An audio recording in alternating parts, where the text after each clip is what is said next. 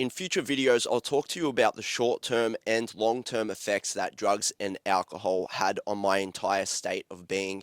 But in today's video, I want to talk to you about 7 daily habits that I've incorporated into my life to reprogram my brain out of a stagnant, repetitive, and addictive lifestyle. These 7 habits offered me more value and meaning not only to myself, my friends, and my family, but also my enemies. This is Look Up with Beau, and here are 7 daily habits that changed my life. Okay, so I want to start with the first habit that really changed my life. I think this is the most important one to start incorporating. It affects everything. It affects your energy throughout your day, your sleep throughout your night, your productivity, and you've probably heard this all over the internet before, but I want to stress it again because it's something that I do and I've found that it benefits my life. And this is getting blue light distractions away from your face and out of your bedroom. Blue rays interfere with your sleep hormone and the melatonin in your brain.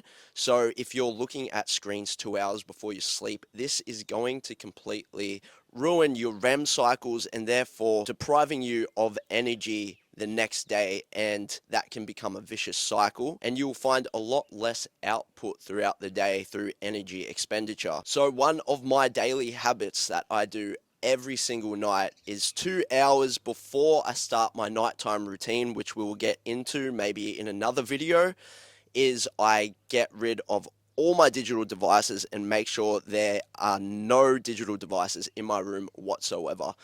For an alarm clock to wake up in the morning, I've gone out and bought just a alarm clock that I can set, and I don't have to worry about having my phone in the room to help me to wake up. So not only this helps you get to sleep because the blue lights don't interfere with your melatonin, but also it helps you wake up a lot easier. A lot of people, when they wake up, including myself, I used to do this all the time and fell into a very scary habitual habit every single morning of getting my phone and scrolling.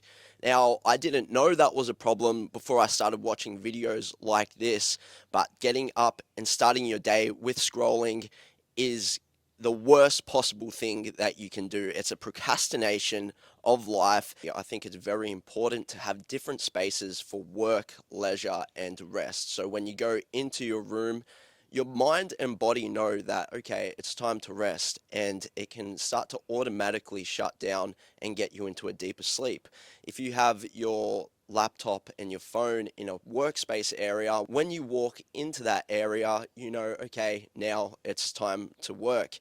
And setting these spaces will give you a good opportunity to increase your productivity in the activity that you want to do, instead of mixing it all together and bringing your work into your bedroom and bringing your leisure into your bedroom and bringing your rest. Your body and your mind won't know what's going on. And you may have found personally, when you've tried to mix all these, it's hard to get to sleep at night. Having a full 3 to 4 proper REM cycles throughout your night of sleep is important, and it brings me up to my next second daily habit that I've incorporated into my life, which I've been doing for the past 35 days straight, which is waking up at 5 a.m. I would like to make a full video on this, but I'll briefly describe the habit and how it's benefited my life. So I actually found this habit through another habit that introduced me into it, and that habit was reading. And I actually found reading through another habit, which was giving up social media. And this is something that you will find too. Once you start creating good habits for yourself, it's like a snowball effect, and your mind and your mid-cingulate cortex just wants to expand and learn new things that will improve your life, which is great. And so through reading, I found this book called The 5 a.m. Club by Robin Sharma. So him on Instagram, and he's a really nice guy, and his content is great. So if you are on Instagram and you do find yourself scrolling and you want to come across somebody with a little bit more knowledge and education on self-improvement, go and follow Robin Sharma. So his book, The 5 a.m. Club, has taught me Lots of good tricks and habits to be able to wake up at 5 a.m. and the benefits of waking up at 5 a.m., such as productivity throughout your day and getting your day started early within a golden hour where you can stimulate your body, your mind, your spirit, and your soul. And Robin Sharma goes on to talk about these four structures and how to better each one. So, waking up at 5 a.m., when I first began, even now, it is one of the hardest things you can possibly do. It's almost like a mild form of torture because when that alarm clock goes off, your body and your mind and everything in your soul is telling you to stay in bed. And if you don't get up straight away, your mind will come up with 1,000 excuses of why to stay in bed. You have to really have a lot of willpower to get out of bed. And what I've found works for me is another habit within this habit. So it's like a bonus habit for you is counting back from five. And once you count back from five, five, four, three, two, one, there is an automatic response trigger in your brain that forces you to do the activity that you've planned for yourself to do. And this only works if you count back from five and not up to five. There are scientific studies on it, which I don't know too much about in depth. I just do it myself and I count back from five, four, three, two, one, and I usually find myself just doing the activity that I've planned to do. In the 5 a.m. Club by Robin Sharma, there is also another method if you don't like the 5, 4, 3, 2, 1 method, but it's a little bit harder and takes time and consistency to learn. But that is just to not think at all. So as soon as the alarm clock goes off, you don't allow your brain to give yourself excuses to stay in bed. Rather, you don't think and you just do. You swing your legs over the bed and you get straight up. So I found personally that waking up at 5 a.m. has not only increased my productivity throughout the day, but also my creativity. Waking up at 5 a.m. is grueling, but once you get past the grueling kind of 10 minutes after you wake up, there is a deep serenity in the stillness and quiet of the world. And getting up earlier before everyone else, the streets are quiet, you have time to think. It's before the sun is up and the air is usually still. I've woken up one morning and I saw an electric storm and it wasn't raining, and you get to see more than others don't get to see, and you also get to see the sunrise, which a lot of people miss out on, and I missed out on for most of my life. But I am able to say that I see the sunrise every single morning, and this also has benefits of sun gazing at the sun 30 minutes as it's rising. So waking up at an early time such as 5 a.m. will give you a whole lot more time throughout your day. You may have heard this before and you probably know this instinctively, but we all only have 24 hours in the day. We all get the same amount of time.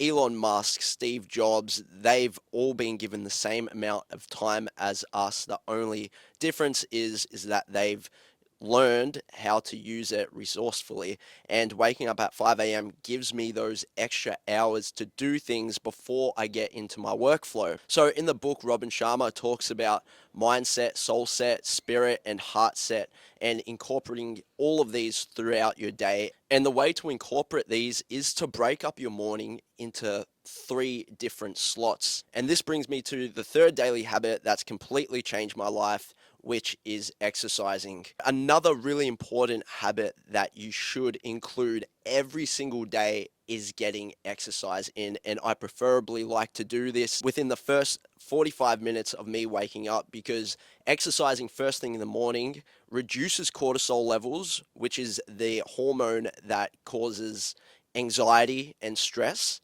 It boosts dopamine levels, which gives you that sense of euphoria, and for me it gives me a sense of calm. Also, exercising first thing in the morning gives me my very first accomplishment, something to be confident about, and to take that throughout my day as one of the first tasks that I do is very important to my day. Now, if you're a reader of my blogs, you may have read the word mid-cingulate cortex.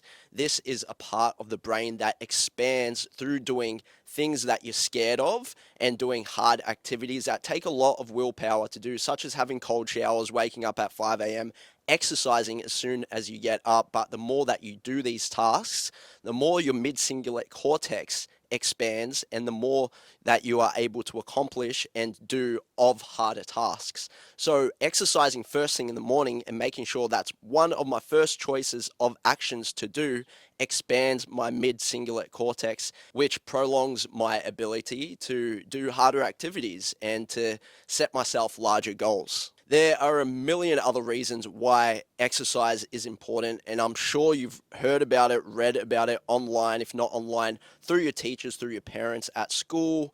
There are so many benefits for exercising. It's pretty much just reducing all the bad and bringing all the good into your life. So, exercising is one thing that I suggest you put into your daily habits, and it's something that I actually do twice a day, one in the morning and then in the afternoon, but that's just what works for me. And if you're new to exercising, I wouldn't recommend pushing it, but to rather start off small with 20 minutes of high intensity exercise in the morning to get your heartbeat racing, your blood flowing, and to get your productivity and creativity going. After I wake up at 5 a.m., go to the gym, I usually finish around 6 a.m. I usually drive to a top of a hill, watch the sunrise, and this is part of my daily meditation, and absorbing all those natural light rays into my eyes and being in deep thought is a tone to set for the rest of my day because it's quiet, it's still, it's calm. I'm doing something that's good for me and that I'm proud about. And by doing things that are good for me, slowly compounding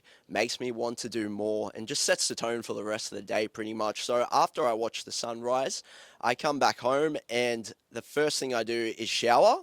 I usually have a hot shower, and then to expand my mid cingulate cortex again, is I just chuck on cold water and stand underneath it for about 2 minutes until I'm shivering, and then I step out and I realize that the temperature outside is not as torturous. I've tricked myself into thinking that the weather is torturous, but in reality, it's not really.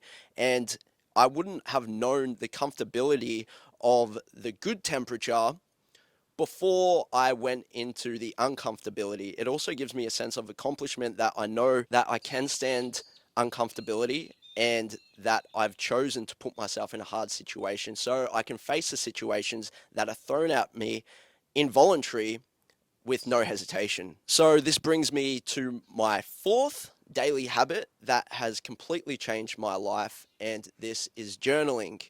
And when I used to hear journaling, I just used to think, boring, like waste of time. It's something that I can easily avoid, but I've been reading, and a lot of successful people have just been saying, journal, journal, journal, journal. And I've heard it enough times from enough successful people to know that this is a habit that will actually probably work. So I just said, all right, I don't care.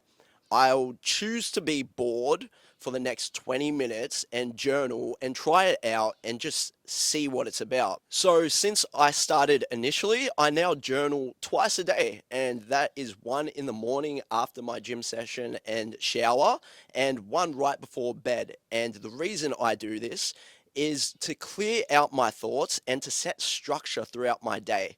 I also write down my gratitudes, and what this does consciously and on a subconscious level is reminds you of the things that you're grateful for, the things that you need to do, and also past experiences that you want to work on or that you want to remember for the future. Personally, it is very hard for me to learn, absorb, take things in, and remember. So, journaling really helps me to remember. And one thing I suggest is if you do start reading or if you watch a YouTube tutorial video, is to write things down because, like it or not, we're not Einstein, we don't have a huge IQ, and our ability to remember so many different things throughout the day is very limited. We only use a small percentage of our brain, so writing things down and then going over them when you can will help you remember the things that you want to learn. And so here's my journal. I've got maybe 4 or 5 in my room as well. Because they go really quick. Sometimes I'm just writing down things, jotting down things, nonsense, just anything that comes to my brain. And I feel like this is just a good way to get out everything that I'm thinking. I like to journal right before bed after I read, as well as the last action that I do throughout the day, because before I go to sleep, I usually find myself staying up because of the thoughts in my head. But I find if I literally get them out through pen and paper, the thoughts are no longer there when I need to go to sleep, and I can concentrate on thinking about dreaming, and that sends me into a better sleep. So journaling is a very, very important habit and something that I now need to do. It's not a want, but it's a need, because I know how much this will improve not only my day, my weeks, my months, but my whole entire life. So I started journaling about 8 months ago, and it was me reflecting on my past because I wanted to kind of realize what path I went down and why and how I got there. So for every day, for just an hour, I went to my local coffee shop and I set the scene really nice. I made it something that I'd look forward to because I would get an iced coffee, which I love, and then I'd sit down and work. And I liked working in front of people too because I'm a bit of a show off and I like to see people looking at me doing productive things. And I think it also helps to inspire the public and the community around me when I do stuff like this. Anyway, an hour a day ended up turning into months, and through journaling, I've been able to write an entire book, which I'll be publishing this year. So stay tuned to that. It is a pretty much a very long journal of what I remember from childhood through my teens, through the fame and success of YouTube, then the demise, and then kind of coming out of it and navigating my way out of it to the person that I am today. And that book is called Laugh Now, Cry Later, and I'm very excited to release it. So, yeah, stay tuned for that. There will be more information on this channel about it. Okay, so I want to get to the fifth daily habit that I'm very, very excited about. You can probably see the big smile on my face. It's something that came to me through the inertia of social media.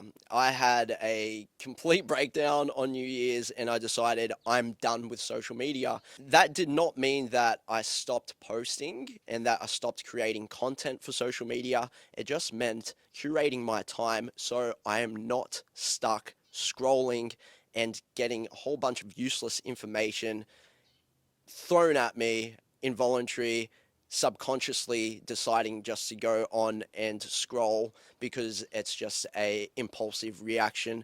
So what I did was I downloaded an app and it's called Opal, and what this app does is it blocks all social media accounts for a selected time throughout the day. And what I did was I gave myself a 2 hour limit to go on social media, and that was to reply to fans, to promote my business, and to do work. So having that 2 hour block really helped me think about what I am using social media for and helped to stop me getting into that addictive spiral of scrolling, which brought me onto this habit. Now, once I got off social media, I didn't know what to do with myself. I needed stimulation. My brain wanted something to focus on. So I picked up a book, and it's been just over a month now. I have been reading every single day, and the benefits from reading are just out of this world. It's probably one of my new favorite habits. I've gotten so much faster at reading within just 30 days. I've learned so much. I've found new inspirations and motivational people to look up to, and I've learned big words, and I've learned so much that you can only get from reading. Now, why reading is such an amazing habit opposed to social media is that the focus is on one objective. So when you're reading, you are focusing on one type of information, opposing social media where you are getting tens of thousands of different views, opinions, perspectives thrown at you throughout the day, and your brain just doesn't really know what to do with it.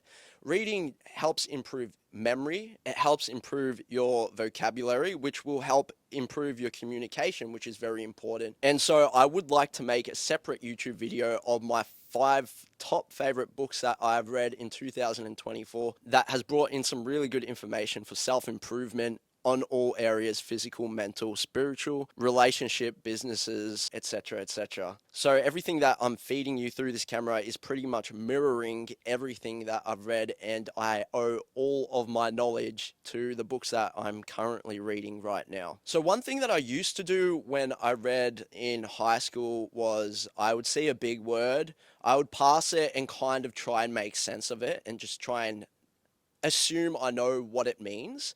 But one thing I've just started doing is I've bought myself a literal dictionary. And the reason I'm using a dictionary instead of Google is because I'm going to the effort to look up the word, and putting in that extra effort will help my mid-cingulate cortex because it is a little bit more harder than going on your phone, typing up in Google, okay, yep. So after I figure out its meaning in the dictionary, I write it down in my journal, and then underneath it, I write a sentence that I think makes sense with the word, and then I copy that sentence, I put it into Chat GPT. I ask, does this make sense? And Chat GPT is very good. It will either say, yes, this makes perfect sense, or it kind of makes sense, but the appropriate way to use this is like this, or you can use another word. So Chat GPT has been helpful, but it's not doing all the work for me, which I find a lot of bloggers and new writers are using Chat GPT for, which is to cheat, which kind of takes away the human emotional level from reading somebody's writing. I think expanding my vocabulary and my vernacular is very important for communication so I can come across clearer, and I hope that throughout this channel that my communication gets a lot better. But this is also me practicing my talking skills and me practicing my presenting skills, because someday I would like to stand up in front of a crowd and teach everybody what I've learned and what works for me and what could possibly work for them. Okay, so my sixth daily habit. This is setting small goals to achieve big goals, and this is usually done through my journaling. So I'll give you an example of this, and I'll keep this real short. If your big goal is to clean the entire house and you write that down in your journal, it's kind of going to go nowhere, or you will start and then stop because you don't know how big of a task it actually is. So instead of writing down clean entire house, start with change the bed sheets, wash the bed sheets, dry the bed sheets, wash the dishes, load dishwasher, empty dishwasher, stack dishes in the cupboard, clean toilet, clean shower, clean bath, vacuum, mop, etc., etc. And by setting yourself small goals, after you've ticked majority of them off, you're going to look around and be like, my house is clean. So set yourself a goal that is big, but set small goals underneath it. And obviously cleaning the house is just an example. One of my goals has been to write a book, and I've broken that down into small goals. So currently I'm in the editing stage of my book and adding in different parts. So my small goal is chapter 1, add philosophy to this chapter instead of edit book. And my last daily habit that has changed my entire life, I wouldn't call this a daily habit, but it's something that I've got used to doing, which is simply saying no. Saying no is what turned my entire life around from being a habitual weekend binge drinker, drug abuser, and party goer to being an intellectual reader, writer, gym enthusiast, and overall self improvement enthusiast as well. Learn how to say no, and saying no will give you so much empowerment. And not only will this be improving yourself and shed a lot of light on your family and friends through their pride in you, but also for your enemies too. Enemies can be the people who are the opposite of your supporters, and instead of motivating you and egging you on to do better, maybe consciously want the worst for you, or subconsciously bring negativity into your life by allowing you to carry on with negative repetitions. By saying no to your desires and temptations, you are not allowing your enemies to tempt you into a worse life, and instead you are giving yourself time and space to work on things that are more important, therefore not giving your enemies the attention that sometimes our brains do. Sometimes we wish ill on people, but focusing on what works for you and your self-improvement is pushing all of that away and allowing yourself to forgive other people. And by forgiving other people, you are able to carry on with your life and do what's best for you. And this can help your enemies by leading by example and them taking a step back and looking and hopefully taking on board some of the things that you are doing. If any of my enemies are watching this video, I just want to say that I forgive you, and I hope that you can take some things out of this video that hopefully inspire you and motivate you to do better within your own life. And this is me helping and giving back and doing my best part to make every single part of my life better. So those were my 7 daily habits that have completely changed my life, turned my life around, and I want to say thank you so much for joining in with Look Up with Beau. I just want to say that if you are looking to change your life, do not start everything all at once. I didn't start with all these 7 daily habits all at once. Otherwise, it would have been too much for me to bite off, too much to chew before I could swallow. So I started with the very first habit that introduced me in my prior life to success and fame and fortune and wealth and friendships and business and love, which was exercise. And that was the very first habit that I instilled a year and a half ago again. And I found that committing to 30 minutes every single day, no matter what the circumstance was, improved my life and then led into further habits. So if you're looking to turn your life around, maybe start with just one of these 7 daily habits, incorporate into your life, and trust me, everything else will follow. This video is only a click away to click back on to get some more inspiration and ideas for some actions that you can take throughout your day. And I found that these 7 daily habits take up most of my time throughout my day, which is great because it stops me from procrastinating and it gives me meaning and value and things to do throughout my day. I want to say thank you again for clicking on this video. If this is information you would like and you'd like to see more videos on different topics, the next one is going to be about my past drug abuse and alcoholism. Hit that subscribe button, like this video, and leave a comment down below. And if you have any tips and tricks also for the viewers, I will be scrolling down the comment section as well, reading and picking up some of your ideas. Leave it down below and I'll be sure to give it a thumbs up. In the depths of despair, always remember one simple rule, and that is to look up.